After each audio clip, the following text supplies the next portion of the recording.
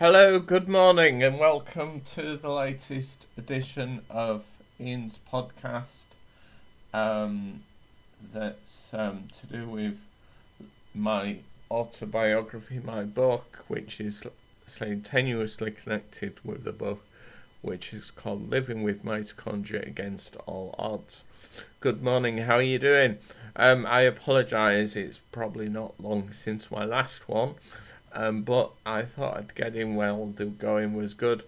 I've last week, as you may recall from my last podcast, I was talking about going to Glastonbudget, which I did at the weekend, and it was really good. I think on the first night I saw stuff at the main stage, and then there was about 4 different stages at this event, meaning there was 4 different bands that could play it each time,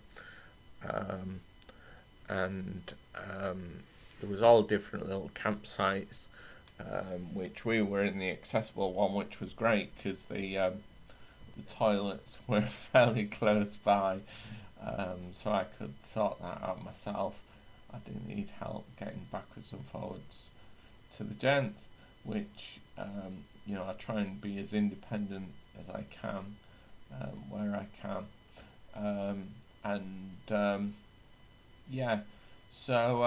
but as I say, on the first night we saw 1 or 2 on the main stage. Then we went to what they call the big top, which was like a shed that looked like a tent on the top of it, and we saw a Foo Fighters tribute act there.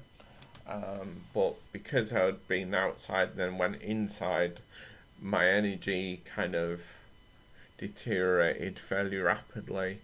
So I went to bed fairly early. Although I didn't sleep that great.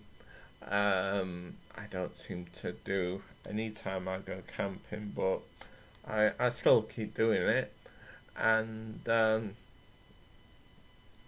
And then we made some friends fairly close to us where we were camping. So I took a flask, an empty flask, and they gave me some hot water. So that was really good, really helpful. And on the first morning, there was a few people going to the supermarket, so I got them to get us a couple of packs of sandwiches, because being gluten intolerant, I'd only taken a few Scotch eggs and a few packs of flapjack and loads of fruit.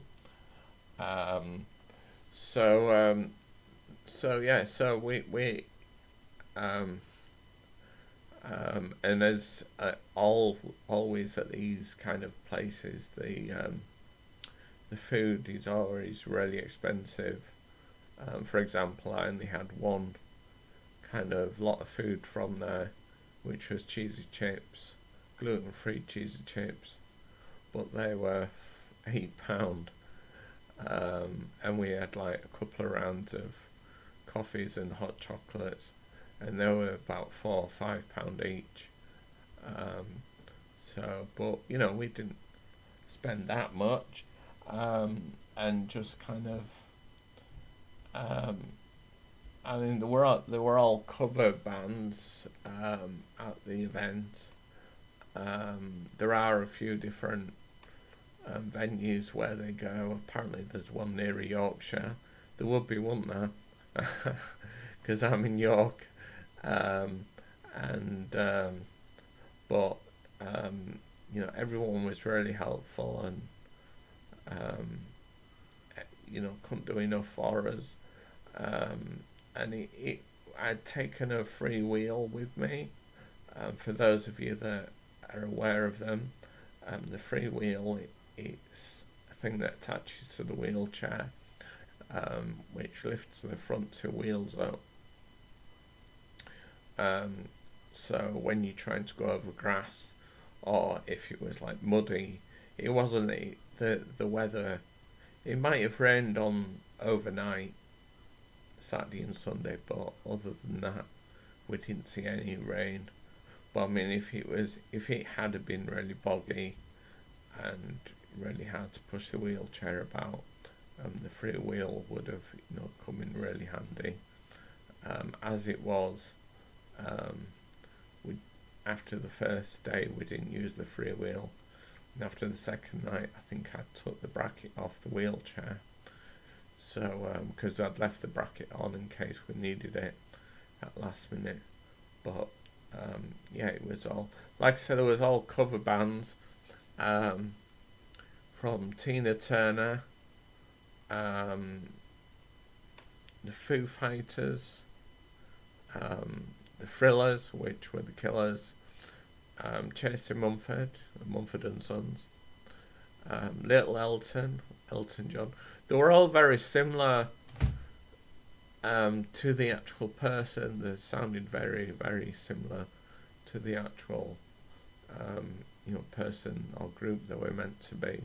Guns N' Roses, or was it? I can't remember what the name of the cover band was, but it was Guns N' Roses. They were good.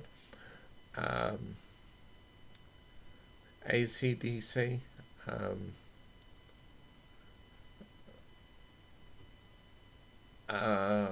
Cranky Sam Fender, Dolly Parton. There was an ABBA tribute band, but yeah, that was the main of them. There was one or two others. There was one that we thought we'd get out of the rain inside, and there was some kind of jazz group came on, which we quickly left because I wasn't that into it. And the only other issue was like the distance, because it was about just over 100 miles to get there. But as I say, someone did tell us that there's one that a similar concert, similar festival in Yorkshire. However, if you've read my book, or if you haven't read the book yet, in the book it does say that I want to do a festival, which no, I've done a festival, so I don't know if I'm going to do another festival, although people say, no, you're coming back next year. But it was really, really good. 2 minutes left. No. So yeah, and it was my birthday yesterday. I'm creeping nearer 50 as we get there. I'm 45.